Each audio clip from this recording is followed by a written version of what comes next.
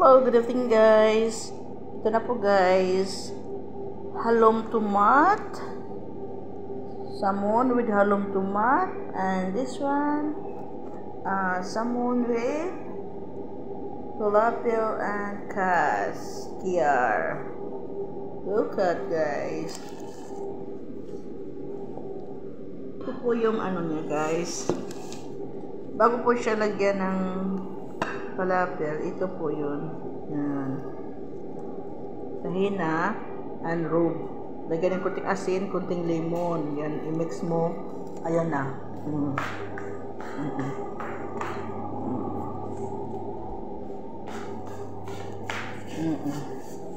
Yan po guys. I-mix mo lang guys. At kayo ilagay, unang ilagay mo yun dyan. Pahid mo.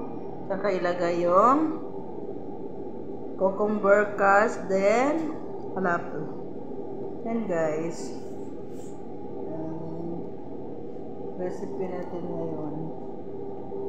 Salmon. Salmon lang naman. Ayan. At saka ano pa ako ng ano guys. Ito halong tomat lang to guys. Ayan. Ito salmon with falafel. See you in my next video guys. Thanks for watching. Bye. Shout out sa lahat ng subscribers ko. Bye bye.